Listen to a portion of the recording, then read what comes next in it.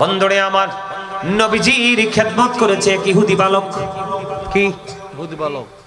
নবীজির খেদমত করলো এক ইহুদি বালক। ওই বালক হঠাৎ করে একদিন অসুস্থ হয়ে গেল। কি হয়ে গেল?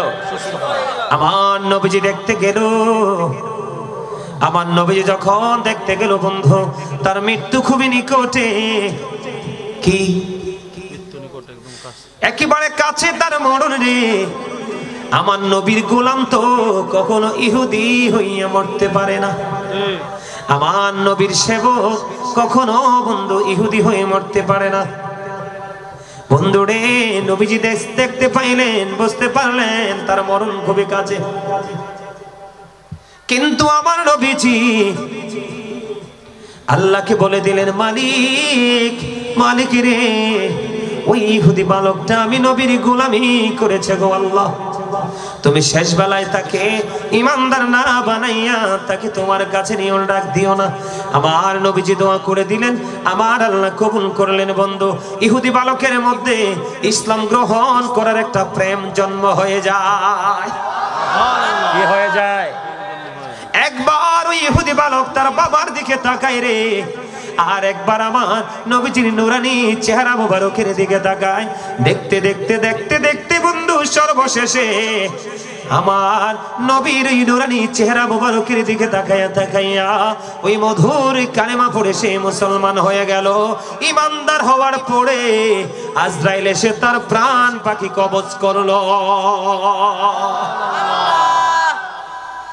কি বুঝতে পারলেন? আমার নবীকে মান্না যদি জীবন যাপন করতে পারেন, তাহলে আপনার আমার কোনো ভয় আসেনি, কোনো বিপদ আসেনি, কোনো ভয় ভীতি নাই, কোনো বিপদ নেই। আমার নবীজি আপনাকে আমাকে শিক্ষা দিয়েছেন, তোমরা কি করো? বেশি বেশি করে নামাজ পড়ো, কারণ এটা আল্লাহর কাছে বেশি পছন্দের।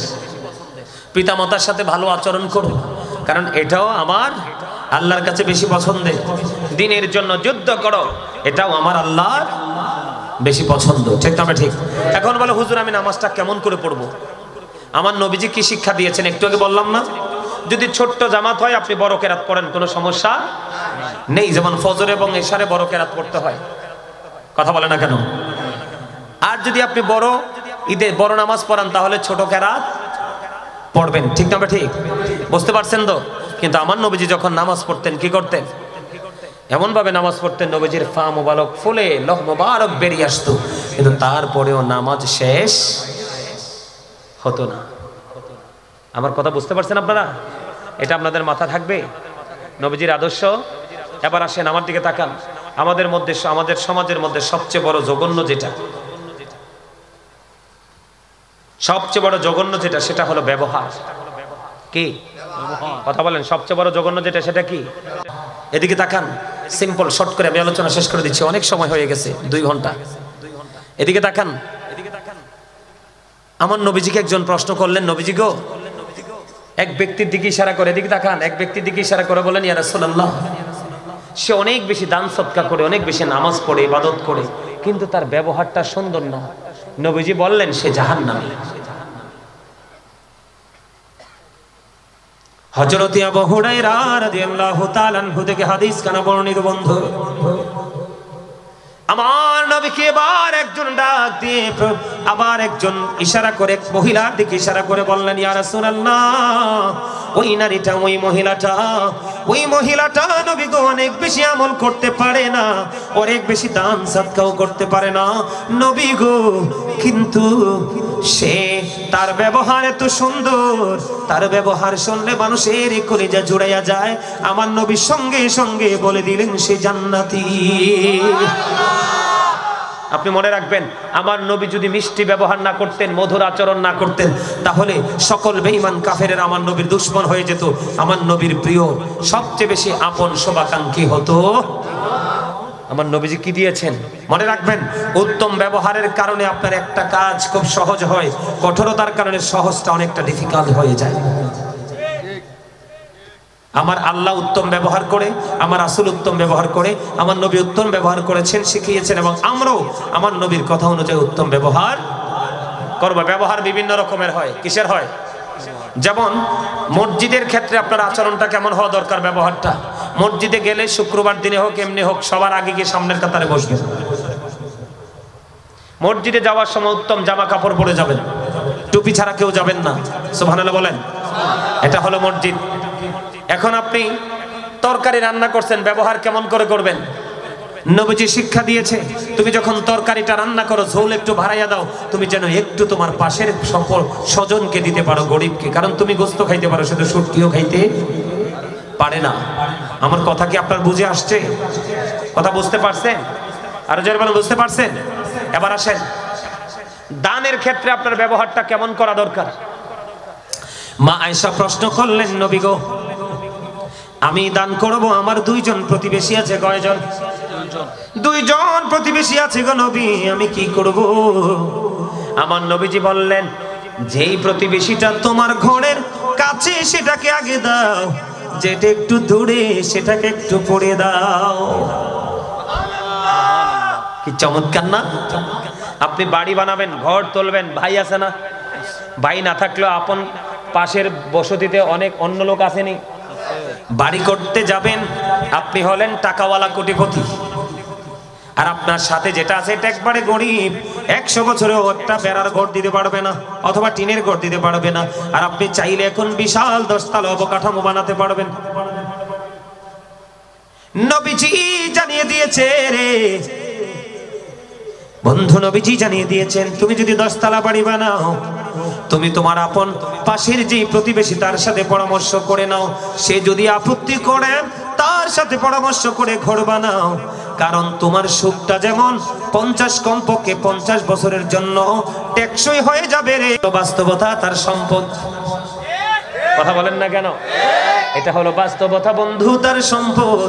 আপনারা জানেন না, ওই তৎকালীন সময়ে মরুচারীদের জন্য বিশাল একটা বড় সম্পদ ছিল বন্ধু, উট।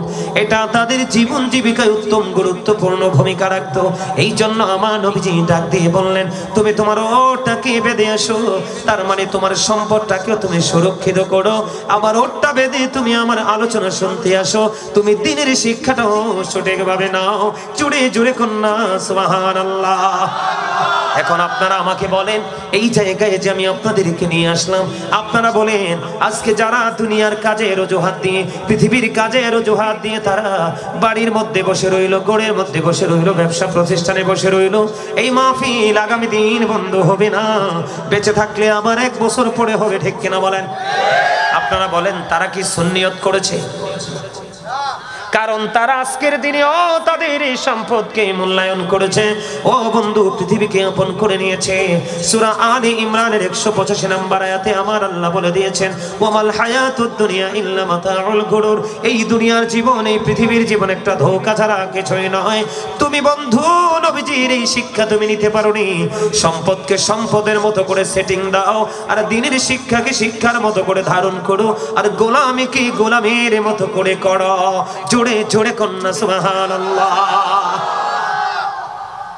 এই শিক্ষাটা খুব চমৎকার ভাবে দিলেন না নবীজি? কথা বলেন, এটা অত্যন্ত মধুর না? টেকনিকটা আপনি খেয়াল করেছেন? তাও কাকে দিয়েছেন? বেঈমানকে। কাকে? আপনি আমি তো বকা দিয়ে ফেলি। এখানে সবচেয়ে বড় লক্ষণীয় যে বিষয়টা, নবীজি কিন্তু তাকে কি করতে পারতো? ধমক দিতে পারবো, ধমক দিতে পারতো, কিন্তু আমার নবী তাকে কি করে নাই? ধমক দেয় নাই, তার প্রতি বিরক্ত হয় নাই, তার প্রতি আমার নবী সর্বোচ্চ সফটনেস কাজ করেছে, ঠিক কিনা বলেন? তাহলে আমি আমার নবীজির শিক্ষা থেকে, নবীজির জীবনী থেকে ফার্স্ট টাইম আজকের মাহফিল থেকে প্রথম কি শিক্ষা নিলাম? কেউ যদি অমনোযোগী হয়, আমি তাকে বকা দিতে পারবো? সে কেন অমনোযোগী হয়েছে আমাকে সেটা আগে আইডেন্টিফাই করতে হবে। কি করতে হবে? সে কেন বিচলিত, সে কেন অমনোযোগী, আমাকে সেই দিকে খেয়াল করতে হবে। তার যেই কারণে তার অমনোযোগী হয়েছে, আমি সেই জায়গাটাতে যদি টাচ করতে পারি, তাহলে তার মানসিকতা, তার দৃষ্টি আমার দিকে আমি নিয়ে আসতে পারবো। আওয়াজ তুলে কোন সুবহানাল্লাহ। আজকে এটাকে শিক্ষা করে জীবনের জন্য নিয়ে যাবেন তো? এটাকে শিক্ষা হিসাবে নিয়ে যাবেন তো? আপনার আমার প্রাণের নবী কি? শ্রেষ্ঠ সত্যবাদী। নবীজির কথায় কোনো গলত। যদি কেউ মনে করে কথার মধ্যে সরিষা পরিমাণ সন্দেহ করে, তার ঈমান চলে যাবে। সুবহানাল্লাহ বলেন। বন্ধুরে আমার, এবার আসেন বন্ধু, এবার আসেন আমি আপনাদেরকে বলি, সাদ বিন মুআয রাদিয়াল্লাহু তাআলা আনহু প্রতিদিন আপনার আমার প্রাণের নবীর পিছনে বন্ধু তিনি নামাজ আদায় করতেন, এশার নামাজ। কে করতেন? সাদ বিন মুআজ। খেয়াল করেন বন্ধু, খেয়াল করেন। আমার আপনার বন্ধু পশ্চিম দেওয়াননগর, এটা পশ্চিম দেওয়াননগর না? পশ্চিম দেওয়াননগর মৌলভীপাড়া, জায়গার নাম মৌলভীপাড়া। মৌলভীপাড়ার আমার ভাই, আমার বাবা গো, আমি আমার মা বোনদেরকে ডেকে ডেকে বলবো, হৃদয়ের জানালা খুলে শোনো, আমার নবী কেমন নবী ছিল। সাদ বিন মুআজ রাদিয়াল্লাহু তাআলা আনহু প্রতিদিন আমার নবীর পিছনে এশারের নামাজ পড়তেন। পড়ার পরে তিনি ওনার গোত্রে চলে যেতেন। ওনার গোত্রে গিয়ে তিনি বন্ধু আবার এশারের জামাত ইমাম হয়ে পড়াতেন। সুবহানাল্লাহ বলেন না? নিজের নবীজির পিছনে মুসল্লি, কি নবীজির পিছনে মুসল্লি, তিনি চলে যাইতেন কোথায়? ওনার গোত্রে, ওনার এলাকায়, ওনার গোত্রে গিয়ে বন্ধু তিনি ইমাম হয়ে যেতেন। ইমাম হয়ে যেতেন যখন তিনি নামাজ পড়াতেন অনেক লম্বা কেরাত ধরে, অনেক লম্বা কেরাত দিয়ে তিনি নামাজ পড়াতেন। একদিন উনি যখন প্রতিদিন এই লম্বা কেরাত দিয়ে নামাজ পড়ান, তখন একদিন ওখানে একজন খেজুর বাগানের মালিক, তিনি ওখানে বন্ধু নামাজ পড়লেন। কিন্তু নামাজ পড়তে গিয়ে দেখতে পাইলেন ওই সাদ বিন মুআজ লম্বা লম্বা কেরাত দিয়ে নামাজ পড়ে একদিন তিনি জামাত ছেড়ে দিয়ে, খেয়াল করেন, একদিন তিনি জামাত ছেড়ে দিয়ে একাকী নামাজ পড়ে তিনি খেজুর বাগানে পানি দিতে চলে গেলেন। এবার আপনার আমার প্রাণের নবীর কাছে বন্ধু এই তথ্য চলে গেল, মেসেজটা চলে গেল। আপনার আমার প্রাণের নবীর কাছে যখন খবর চলে গেল, আমার নবী, আপনার নবী, দু জাহানের বাদশা নবী, যিনি জামাতে নামাজ পড়েননি, যিনি জামাত ত্যাগ করেছেন, ওনাকে আমার নবী একটা বারের জন্য শাসন করেননি, একটা বারের জন্য আমার নবী ডাকেননি। তিনি ডেকেছেন ইমাম সাহেবকে, জুড়ে কোন আল্লাহু আকবার। ডেকেছেন কাকে? ইমাম সাহেবকে ডাকলেন বন্ধু। ইমাম সাহেবকে যখন ডাকলেন, ইমাম সাহেবকে ডেকে পাঠালেন। এবার নবীজির কাছে যাওয়ার পরে আমার নবীজি ওই সাদ বিন মুআজ তার গোত্রে এশারের জামাতের ইমাম, আমার আপনার প্রাণের নবীজি একটা ডাক দিয়ে বলল, তুমি যখন লম্বা নামাজ পড়াবে, লম্বা জামাত পড়াবে, তখন তুমি লম্বা কেরাত দিয়ে নামাজ পড়িও না, কারণ তোমার পিছনে অসুস্থ থাকতে পারে, বার্ধক্যজনিত সমস্যায় ভোগে এমন লোক থাকতে পারে। কথা বলেন না কেন? বিভিন্ন সমস্যার সম্মুখীন মানুষ থাকতে পারে। এই জন্য তুমি লম্বা কেরাত দিয়ে নামাজ পড়িও না, লম্বা কেরাত দিয়ে নামাজ পড়িও না। কেউ কৃষিকাজে, কৃষি জমিতে পানি দিবে বা সেচ দিবে, ঠিক কিনা বলেন? কেউ বা ব্যবসায় চলে যাবে, কারণ নবীজি ওই খেজুর বাগানের মালিককে ধমক দিতে পারতেন, শাসন করতে পারতেন। নবীজি তাকে ডাকলেন না, তাকে নিয়ে নবীজির কোনো ইন্টারেস্ট দেখা যায় নাই।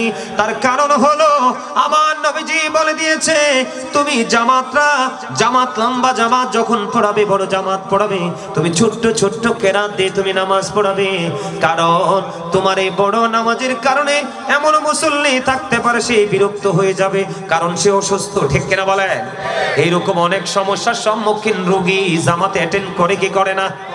কারণ বললেন, নবীজি বললেন, মুমিনের জন্য ইবাদত নামাজ যেমনি ফরজ, তেমনি অর্থ উপার্জন করা, জীবিকা নির্বাহ করা, জীবন জীবিকার জন্য নিজে বাহির হইয়া ওই খেজুর বাগানে পানি দেওয়া, এটাও মুমিনের জন্য বড় ইবাদত। এখানে কে বুঝতে পেরেছেন? এখানে বাস্তব কথা হলো, খেজুর বাগানের মালিক খেজুর বাগানে যদি পানি না দেয়, তার বিশাল সম্পদ নষ্ট হয়ে যাবে। কি হয়ে যাবে? নষ্ট হয়ে যাবে। পৃথিবীর মানুষ ক্ষুধার যন্ত্রণা ভোগ করবে, পৃথিবীর মানুষ অর্থনৈতিক বিপর্যয় ডেকে আনবে। এই যদি খেজুর বাগানে খেজুর হয়, এটা বন্ধু এত বড় একটা নিয়ামত, এটা আপনার সুস্থ থাকার জন্য বড় গুরুত্বপূর্ণ ভূমিকা রাখে খেজুর। বন্ধুরি আমার, আপনি যদি সুস্থ থাকতে চান, আমার দিকে তাকান, আপনি যদি সুস্থ থাকতে চান, বেশি বেশি করে জমজমের পানি খাবেন। সুবহানাল্লাহ বলেন না? আপনি যদি সুস্থ থাকতে চান, জৈতুনের তেল খাবেন, অথবা মেসেজ করবেন। আপনি যদি সুস্থ থাকতে চান, বেশি বেশি করে খেজুর খাবেন। আপনি যদি সুস্থ থাকতে চান আপনি কালো জিরা বেশি বেশি করে খাবেন। আমার নবীজি বলেছে সপ্তাহে 3 দিন, কয়দিন? অথবা মাসে 3 দিন, কয়দিন? 3 দিন বা আরো বেশি বা আরো কম। সকালবেলা খালি পেটে যদি বন্ধ পিওর মধু যদি তুমি একটুখানি খেতে পারো, আমার নবীজি জানিয়ে দিয়েছে যিনি ওই ধারাবাহিকভাবে মধু খাবে, আমার নবীজি বলেছেন তার বডিতে কোনো বড় রোগ কোনোদিন বাসা বাঁধতে পারবে না। আমি এই কারণে কথাগুলো বলে ফেললাম, কারণ খেজুর যেহেতু আমাদের জীবনের একটা বন্ধু, বিশেষ করে রমজান মাসে খেজুর নবীজির হাদিস অনুযায়ী আমার নবীজি বলেছেন তোমরা খেজুর দিয়ে ইফতার করো। কি করো? এই জন্য আমার নবীজি বলেছেন শুধু তুমি নামাজ দিয়ে পড়ে থাকলে চলবে না। বুঝে নেন, এই জন্য আহলুস সুন্নাত ওয়াল জামাতের আকীদার মানুষেরা, আলেমেরা আমাদের দেশে অনেক গাট্টি নিয়ে ঘোরাফেরা করে, আছে না নাই? কথা কয় না কেন? আছে না নাই? ঘোরাফেরা করে না। বউয়ের খবর নাই, বাচ্চার খবর নাই, মা বাবার খবর নাই, তার উপরে অনেক হক আছে আদায় করতে হবে, সেটা সে জানে না। কারণ সে তো নবীকে ভালোবাসে না। নবীকে যদি ভালোবাসতো তাহলে নবীর আদর্শই তার জীবনে কি হয়ে যেত? প্রতিষ্ঠিত হয়ে যেত। ঠিক কিনা বলে? আমার নবীজি সাদ বিন মুআজকে ডেকে বলে দিলেন, দেখেন আমরা হইলে কি করলাম, বলে মুসল্লি ধরে পিঠাইলাম হইলে। কথা কয় না কেন? যে তুই তো জামাতে পড়স নাই, আবার আরেকজনের কাছে গিয়ে বিচার দিয়েছিস, তোকে পিটানো দরকার। কিন্তু আমার নবীর থিঙ্কিং, আমার নবীজির চিন্তা, আমার নবীজির ভাবনা, আমার নবীজি আমলকে আমলের জায়গায় রেখেছেন। বাস্তবতা হলো তুমি বাঁচলেই না আমল করতা, তুমি বাঁচার জন্য তোমার জীবনে অর্থ লাগবে, খাবার লাগবে। ওই তৎকালীন সময়ে বন্ধু খেজুরের গুরুত্ব ছিল অপরিসীম। এই প্রজন্মেও বন্ধু খেজুর হয়ে গেছে গরিবের জন্য সোনার হরিণ। ওমা ভুল বলছি নাকি? আপনি খেজুর কিনতে চাইছেন, দাম শুনলে চলে আসবেন ফিরে। এই জন্য আপনাকে নবীজি দেখেন আমার নবীটা কেমন নবী। আমার নবী বলেছেন অবস্থার উপর ভিত্তি করে তুমি আমল করো, বড় করে করো। অবস্থার উপর ভিত্তি করে তুমি এটাকে স্মল করে দাও, ছোট করে দাও।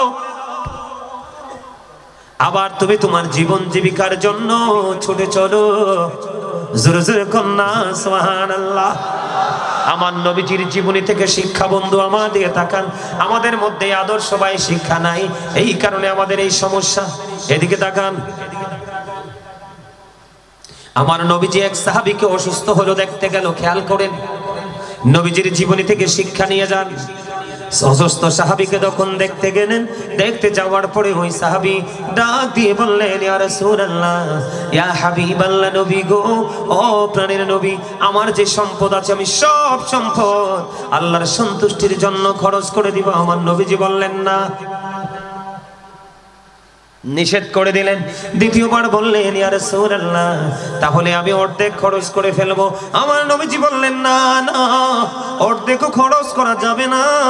তৃতীয়বার বললেন, ইয়া রাসূলুল্লাহ, ইয়া হাবিবাল্লাহ, নবী গো, ও প্রাণের নবী, তাহলে 1/3 দিয়ে দিব। তার মানে 3 ভাগের 1 অংশ। নবীজি বললেন, হ্যাঁ, এটা করা যেতে পারে, এটা তুমি করতে পারো। সবগুলো দাও এটাতেও না, অর্ধেক দাও সেটাতেও না, 3 ভাগের 1 অংশ দাও এটাতে। হ্যাঁ, এটার কারণ কি? এটার কারণ হলো বন্ধু আমার নবী কেমন শিক্ষক, কেমন নবী, কেমন আদর্শ আমাদের জন্য রেখে গেছেন, খেয়াল করেন। আমার নবীজি বললেন, তুমি যদি সবগুলো বিধান করে দাও তাহলে তুমি মরার পরে তোমার সন্তান মিসকিন হয়ে যাবে। কে হয়ে যাবে? তোমার সন্তান মিসকিন হয়ে যাবে। তুমি যদি অর্ধেক দান করে দাও, কিছু সম্পদ রেখে যাও, তাহলে তোমার সন্তান ফকির হয়ে যাবে। যার অল্প পরিমাণ সম্পদ আছে তাকে বলা হয় ফকির, আর যার একেবারে কিছু নেই তাকে বলা হয় মিসকিন বা দুস্থ। বন্ধুরে আমার, দেখেন আমার নবীজির শিক্ষাটা কেমন। এই জন্য তুমি সবটাও দান করো না, অর্ধেকও দান করো না, 3 ভাগের 1 অংশ দান করে দাও। তার কারণ হলো তুমি চলে যাওয়ার পরে তোমার সন্তান যেন কারো কাছে ভিক্ষুকের মতো হাত পাততে না হয়। তুমি তোমার সন্তানকেও সম্পদ দিয়ে যাও। এখন আপনার সন্তানকে সম্পদ দিতে হলে, আপনার জীবন জীবিকা চালাইতে হলে খেজুর বাগান যার আছে খেজুর বাগান করা লাগবে। কথা কয় না? সব খেতে কি সবজি হয়? যার সবজি বাগান আছে তাকে সবজি বাগানে কাজ করতে হবে। কথা কন না কেন? যার মাছের ফিশারি আছে, মাছের ঘের আছে, তাকে মাছের ফিশারিতে কাজ করতে হবে। কথা বলে না? যার সরিষা বাইন দেওয়ার, সরিষা তৈরি করার জমি আছে, সরিষা বাইন দিতে হবে। যার গম করার ক্ষমতা আছে, গম করতে হবে। বিশেষ করে বাংলাদেশে খাবারের চাহিদা মিটায় ধান। আপনার যদি জমিতে ধান চাষ করার উপযোগী হয়, আপনাকে ধান চাষও করতে হবে। কোন ইমাম সাহেব এসে আপনাকে বলতে পারবে না তুমি একা একা কেন নামাজটা পড়ো না, তুমি কেন জামাত পড়োনি। কারণ সে তো নামাজ ছাড়ে নাই, হয়তো সওয়াব কম হয়েছে। কারণ আমার নবী বলেছেন মুমিনের সব কিছু ইবাদত, মুমিনের কোনো কিছুকেই ছোট করা যাবে না। বিশেষ করে কৃষকদেরকে কোনোভাবে ছোট করা যাবে না, বরঞ্চ বাংলাদেশের কৃষকটা হলো শ্রেষ্ঠ সন্তান। কথা কন না কেন? আমার কথা কি রাগ হোক? আমার নবীর শিক্ষার মধ্যে আমলও আছে, বাস্তবতাও। আপনি বাস্তবতাকে অস্বীকার করলে চলবেন কিভাবে, বাঁচবেন কিভাবে? আপনার বাঁচা চলাটাই তো মুশকিল হয়ে যাবে। ঠিক না ঠিক? তাহলে কি বোঝা যায় নবী কি শিক্ষা দিলেন? এবার আসেন, বলো হুজুর 1/3 কেন দান করব? এটার তো নিশ্চয়ই একটা রহস্য আছে। আব্দুল্লাহ ইবনে মাসউদ রাদিয়াল্লাহু তাআলা আনহু থেকে বর্ণিত হাদিস খানা এসেছে বন্ধু বুখারী এবং মুসলিম শরীফের মধ্যে। আপনার আমার প্রাণের নবীজি সাহাবায়ে কেরামদেরকে আজকে আমি যেমনি আপনাদেরকে বুঝাইছি ঠিক তেমনি ভাবে, তবে এই পরিবেশে না, এরকম পরিবেশ তৎকালীন সময় ছিল না। আমার নবীজি সাহাবায়ে কেরামদেরকে বলতে লাগলেন, সাহাবীরা রে, ও সাহাবীরা, তোমাদের মধ্যে কে আছো রে নিজের সম্পদের চাইতে ওয়ারিসের সম্পদ বেশি পছন্দ করো? ইয়া রাসূলুল্লাহ, ইয়া হাবিবাল্লাহ, নবী গো, আমাদের মধ্যে এমন কেউ নাই যে নিজের সম্পদের চাইতে ওয়ারিসের সম্পদ বেশি পছন্দ করে। এবার আমার নবীজি বললেন, যা তুমি পৃথিবীতে রেখে যাবে মৃত্যুর পরে, বন্ধু, সেইগুলো হয়ে যাবে তোমার ওয়ারিসের সম্পদ। আর যা তুমি মৃত্যুর আগে দান করে যাবে, এগুলোই হলো মূলত তোমার সম্পদ। তাই জন্য তোমার সম্পদ তুমি পুঁজি করো, বৈধভাবে উপার্জন করে তুমি তোমার সন্তানকেও সম্পদ দিয়ে যাও। ওয়াজটা বুঝি মজা লাগে না? লাগে?